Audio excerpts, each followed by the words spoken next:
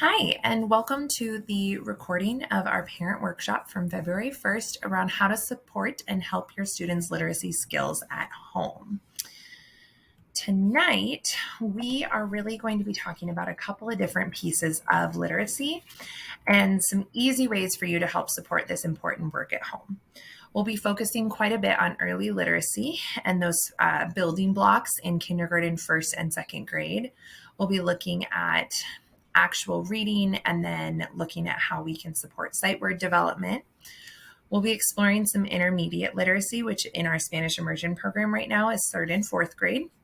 We'll give you some tips for supporting writing at home, those Spanish resources for Spanish literacy and Spanish language development. And then if you have any questions, of course, you can email me. I'm Kate Hellenthal, your principal assistant. So let's get started with talking about early literacy. So early literacy has all of those important foundational skills and building blocks. Early literacy is when we're teaching students how to read. And then as we get into intermediate literacy, we're really starting to use reading to help us learn. So in kindergarten, the first step is letter names and letter sounds, knowing all of the letter names in English y en español, and then knowing all of those letter sounds as well.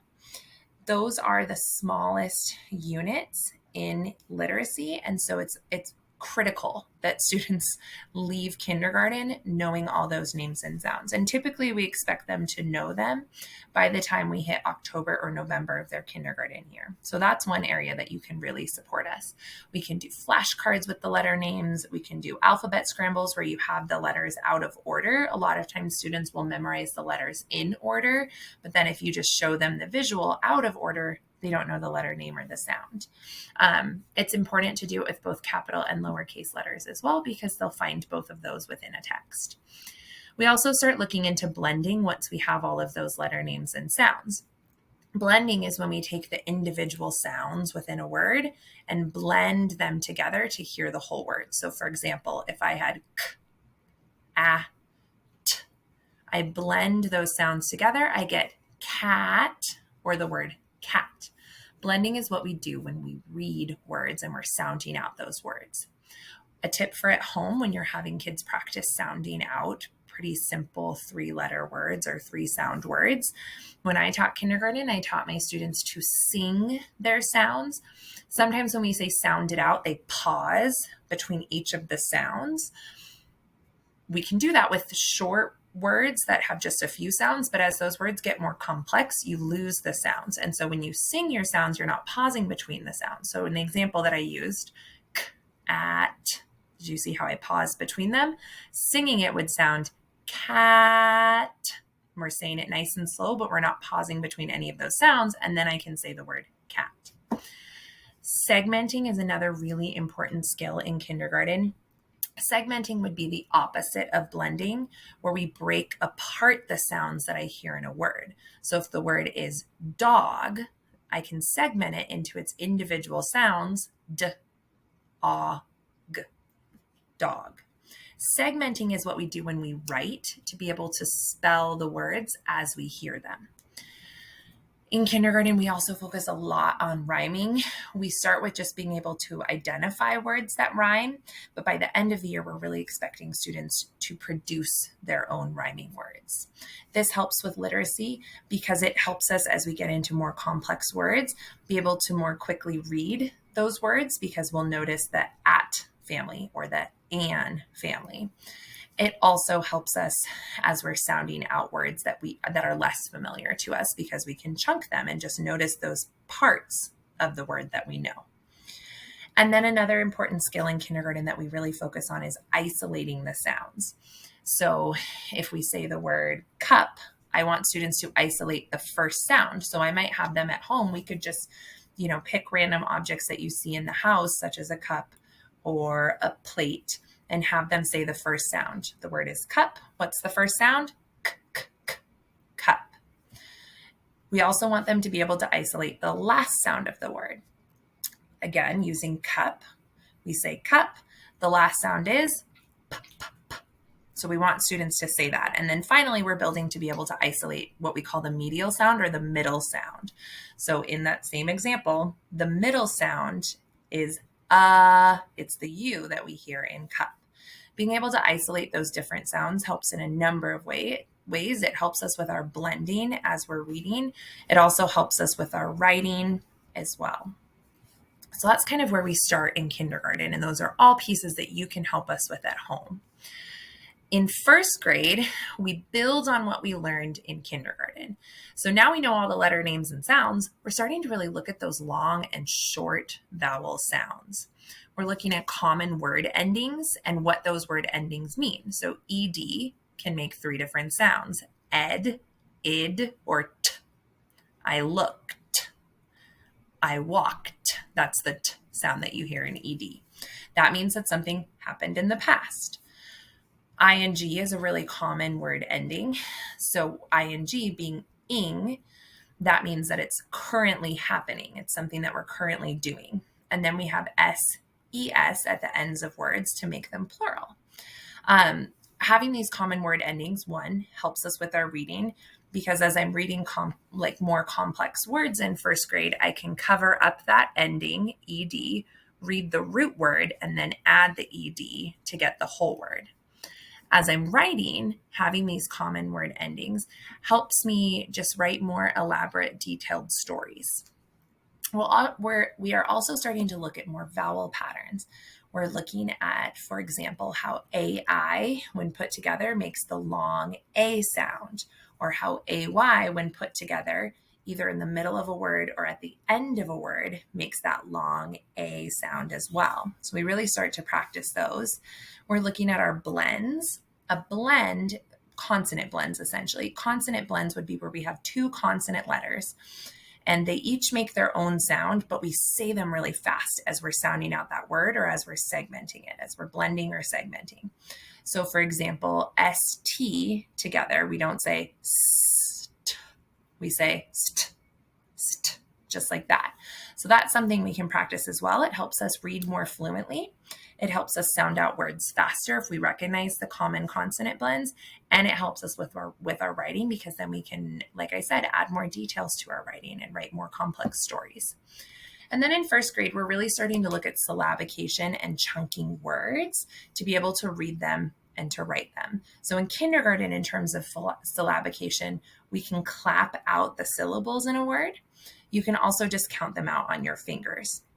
In first grade, we now know how to identify the different syllables. We can use them to write longer words and read longer words.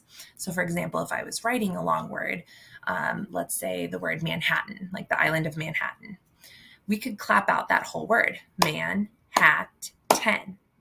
And though they may not spell it perfectly, they're now getting all of those pieces instead of just some of those sounds.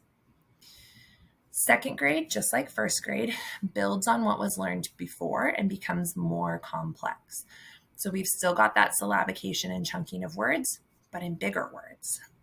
And some of those syllables might start to include those vowel patterns and consonant blends that we were talking about before.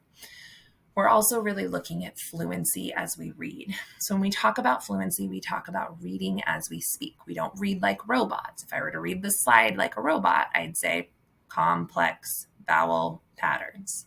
That's not how I speak, so that's not how I read. Complex vowel patterns. So we're really starting to look into that. In second grade, our books are getting a lot longer, and if we're not reading with fluency and decoding unknown words with fluency, we miss out on that comprehension piece. So it's really important that we start to read more automatically. So that's just a little bit around the building blocks of early literacy at each of those grade levels, kinder through second grade. Now let's take a little bit of a deeper dive into reading and sight words and how you can support those at home. So before reading a book with your child, and please remember, even if they're in second grade, it's great to have you reading to them, because you're modeling those reading skills. You're modeling reading with fluency. You're modeling grappling with hard words and sounding them out. You're modeling that comprehension piece. So you still can absolutely read with your students. And I would encourage you to do that at the intermediate level as well. And it's important for your students to practice reading to you so you can help them. So before reading, some of the things you can do would be to go on a picture walk. We're not reading the words yet. We're just going through and looking at the pictures and noticing details and see if we can start to put together a little bit of the storyline just from the pictures. Having some context helps us get through those tricky words as we're reading. In fiction books, before you read, it's always great to ask a predictive question. What do you think will happen in this story? And then push them to say, well, why do you think that? Maybe it's something they noticed on the front cover. Maybe it's something from the title that tells them this is what could happen. If it's a nonfiction book, it's a great, just best practice to ask, what's the topic of this book? The main idea is typically listed in the title or the subtitle of a nonfiction book, and it's important for them to start noticing those pieces. Once you know the topic, a great follow-up question before reading the book is, what questions do you have about this topic that you think the book will answer? So for example, let's say we're reading a book called Serpientes, or snakes. Well, we know the topic is snakes. We're going to learn all about snakes in this book. What questions might your kiddo have? Maybe they're hoping the book will tell them how many different kinds of snakes there are in the world, or what colors are the different snakes. Having them generate these questions beforehand is, one, going to give them a little bit more context. It's also going to invest them in the book. And so they'll be noticing these pieces as they're reading, and it helps them, again, decode those tricky words because they've got a schema for it. While you're reading with students, there's a couple of pieces you can do as well. Help them read those sight words. Sight words are words that pop up frequently at different levels of text that maybe sometimes you can sound out and sometimes you just have to know them by sight. That's why we call them sight words. So point to each, so read the sight words. And a lot of times students will try and sound out sight words, or they'll read them really, really slowly. But if it's a word you know, teach them to just say it like you know it. Have students, especially in K1, pointing to each word. It's important that you have them touch underneath the word. Sometimes students will touch right in the middle of the word. And while they might know that word already, if it's a word they don't know, now their finger's covering up some of the letters, and so then they don't get to see them. So definitely pointing underneath each word. About halfway through first grade and pushing into about halfway through first grade, I always ask my students, rather than touching each individual word, as we're starting to build that fluency piece, I ask them to slide their finger under the line of text. That helps them read the words a little faster. And then in second grade, we really should be pulling our finger out of the text. We shouldn't need that anymore. Always pushing to read fluently, or like you're talking. One way to do this is read the book once with them and really grapple with those tricky words, and then read it again. Or go page by page. Read it once, grapple with the tricky words. Now you know the words, read it again. Parents, this is a great place for you to model what fluency sounds like. And then make sure your child uses strategies to figure out tricky words. It's so easy for us to just say, oh, you're struggling with that word? Here's the word. But really think about, what strategies can they use? Do they need to look at the picture? The picture might help fill it in. Do they need to sound it out and blend those sounds together like we talked about earlier? Push them to use that strategy. A great question to ask first is, what strategy can you use? And then you can help them identify a strategy if they don't know from there. So here's a couple of strategies that are really helpful with those foundational literacy skills, like we were just talking about. One is to use the first sound and the picture. So they get to a tricky word typically at the end of a repetitive sentence. So I go to the park, I go to the mall, I go to the class, and then it's I go to the movies. But maybe they didn't know the word movies. So they know the predictive pattern, I go to the, so we read that fluently. Then have them point out the tricky word and isolate that first sound. And then look at the picture and see if there's anything in the picture that would make sense and starts with that first sound. That's one of the first strategies we teach students once they've got the predictive pattern. Sounding out the word and blending those sounds together. Looking for little words or special parts that's part of the rhyming. Using the right vowel sound. So when students know the two different vowel sounds, let's say the word is cake and they sound it out k, ack, cack. Well, that doesn't make any sense, but we know A makes another sound. Let's try it with that other sound. K-A-K, cake. Thinking about what makes sense in the context. Sometimes you're going to try all the different strategies and it just doesn't sound right. But if you go back and read the sentence and really think about what the sentence is saying, you might just be able to figure out what that word is. And then covering the ending, which is why we talk about those common endings that we get into. Cover the ing, read the root word, and then add the ing back and put it all together. Those are all common strategies that you might encourage your student to use. These are the same strategies that you can use in Spanish, though using your syllabus. So those syllabus lists that our Spanish teachers, Maestro Rios and Maestro Morris, are teaching students, and the same with Maestro Roberts. Using those syllabus instead of the individual sounds will really help students as well, because Spanish is so phonetic and so much more so than English is. Then we get to after reading. So We've grappled with the hard words. We've made it through the text. Maybe you've read it a second time just to read it more fluently and really understand what's going on.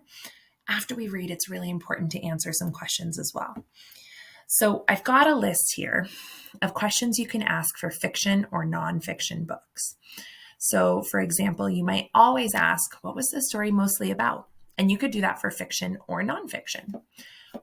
If it's a fiction book, you might ask them to retell the story using a beginning, middle, and end. I'll tell you that a lot of students, when they retell, they either just say the beginning and the end, or they tell you every single small detail that happened in the entire book. So really helping them group like details together so you don't have to retell everything that happened, because then that's just repeating the story. It's not retelling it. But also making sure you get the important things that will help someone who's never read that story understand what happened. The same thing, you could ask what happened first, next, and last. If you're asking questions about the text, it's always important to push students to identify how they know that. We really want to get into that habit of giving a reason for our claim and finding textual evidence. And we do this for both fiction and nonfiction. For nonfiction books, asking what the central idea is, what the main idea is, what the topic is. And then for nonfiction, also asking them, what new information did you learn about the topic? Those are our key details. Sometimes you might ask, depending on the story, what was the problem? How did they solve that problem? And when we talk about how we solve it, we always talk about what are the things they tried first that maybe didn't work, and then how did they finally resolve their problem? And sometimes they don't finally resolve it. It just stays a problem the whole time. And that's something to identify as well. Talking about how a character feels and why they might feel that way. Why is different than how do you know in the context of this question. They might feel hungry because they haven't gone to the grocery store yet. But how do you know? Because on page 5, it said they haven't gone to the grocery store yet. So why and how do you know are different here. And then the same with, why did the character do X? So character motivation for their actions. Again, why is different than how do you know? So those are just some questions that you can ask students, our younger students, after reading. It's also really important to practice your sight words at home, both your English and your Spanish ones. Teachers can send home a list. If you don't have one, please, please, please ask your teachers. We have lots of different words that students can be practicing. What is important is that students are practicing both reading them and writing them. So here's a few ways that you can practice these sight words at home. You could write the sight words on flashcards and just practice with students reading them, and practice reading them quickly. Once they know the word, just read it like you would say it. You could create a word wall at home. So you've got all those flashcards, or maybe you've got a big poster and you write up all the words on the poster, and you're cooking dinner with your kiddo and you just point to one word and say, hey, what's this word? And they read it. And then a little while later, you're brushing your teeth, getting ready for bed, and you say, hey, what's this word? And they read it. So using that word wall at home. Because then as you're practicing writing at home, you can always say, well, that word's on our word wall. Let's see if we can go find it. And so you're kind of using that for dual purposes. Having them sound out the sight words. There are some sight words that we can sound out. For example, the word went. Went is a very common sight word. We're saying it's a sight word because it's a word that occurs so frequently in our text that we don't want to be sounding it out every single time. We just want to know that word. But it is a word that we can sound out all of the sounds. You could spell the word with an action. There's some words we have that there's no real strategy for figuring it out. For example, the word could, C-O-U-L-D. So maybe you just have them spell that word out with an action and then repeat it over and over and over again until they've got it. You could have them looking for a special part within the sight word and then talking about that special part. For example, the word there, like I go there. The special part we might know is the TH sound. So we talk about that and the sound it makes within the word, and then we can remember the rest. And then also using those words to build complete sentences. So as you're practicing writing at home, push them to use those sight words to build their sentences, because that's how we do it at school. So that was early literacy. That was a lot. Let's look at writing very, very briefly, and then we'll jump into intermediate literacy. So in terms of writing at the kindergarten, first and second grade level, there's a couple of things that great authors or great writers always do. So especially at kindergarten and at the start of first grade as well, it's important that authors or students as authors say their sentences across their fingers.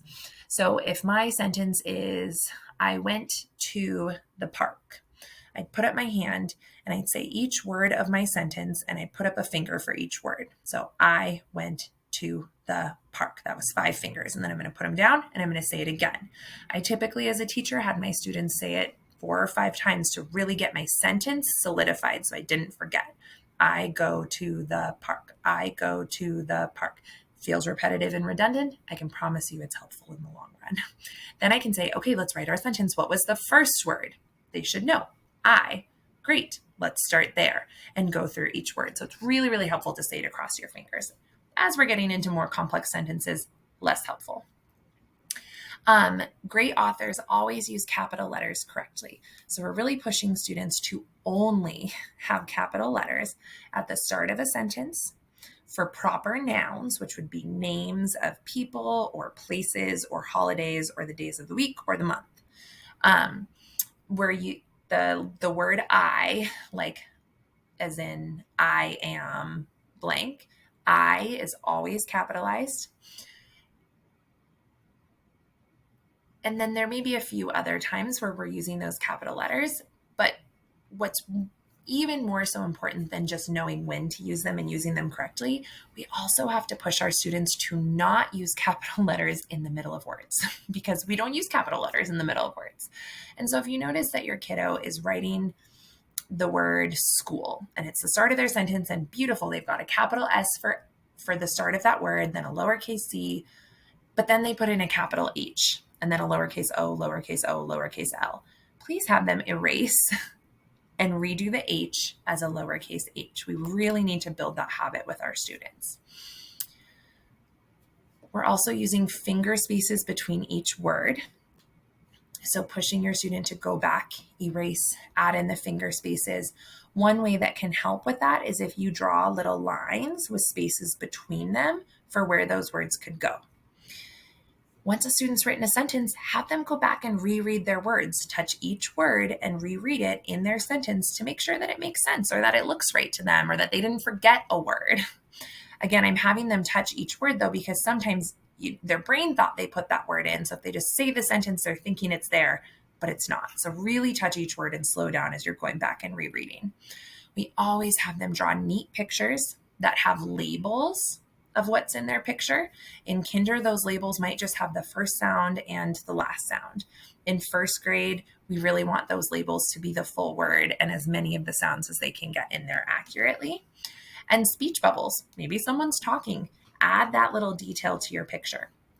We include how characters are feeling when applicable in our stories. We always make sure that our work is nice and neat. We're staying on the lines. We're not writing too big, too small. We're filling the whole line and then going down to the next one. And we have our students redo it if it's not. So we would encourage you to do the same at home. It feels tedious, but it's really, really important. And then use those sight words that we talked about before.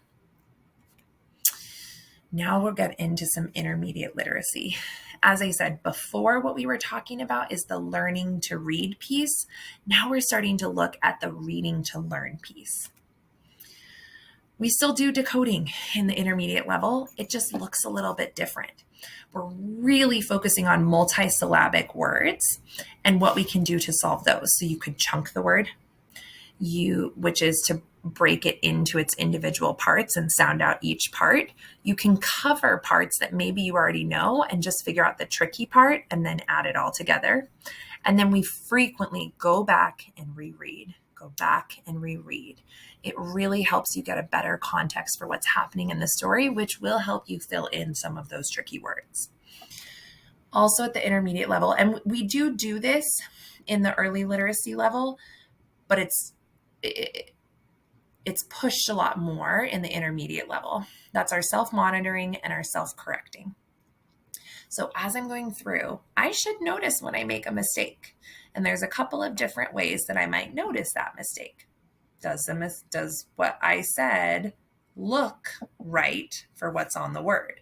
So for example, maybe what I said was, I see a bunny, but what it says is rabbit. That doesn't look right to me because bunny starts B and rabbit starts R. So that doesn't look right to me. Does it sound right? Maybe what I said is, I go to the parks.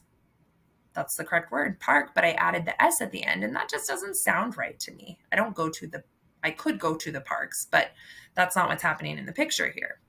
And does it make sense? Once students have identified when they've made a mistake, it's important that they go back and fix it. As parents, what you can do is let the student read the sentence. And if you see where the mistake was and they didn't notice it, go back and point to each word and reread the sentence as the student said it. Then stop on the word that they made a mistake on and said, I noticed you said this. What do you think though? And then prompt them to think, does it look right? Does it sound right? Does it make sense? Then once you've figured out what the word should be, have them go back and reread the sentence again. Eventually, this will help students be able to do this on their own without prompting from us or from you. I think one of the biggest things we're definitely seeing with our students and with all students is engaging in this productive struggle, right? Let them struggle. It's hard. Reading is not an easy thing to do for most people. Let them struggle, then help them identify a strategy that they can use. And then finally, just vocabulary development.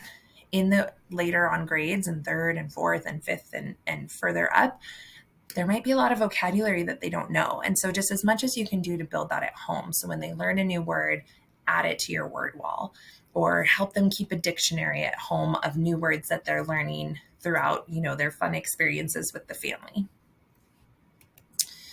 In terms of comprehension, the comprehension gets a lot more complex at the intermediate level. There's a lot of factual recall that happens, but then there's a ton of critical thinking and inferential questions that they have to use evidence from the text, but it's not right there for them. They have to put some pieces together. So as you're reading with them, pause throughout the text and ask them some questions about it. Ask them, hey, what just happened on this page? Or what did we learn about in this section? What are some main ideas from this section or key details? This will help them keep that in their brain as they're going, especially in those longer texts.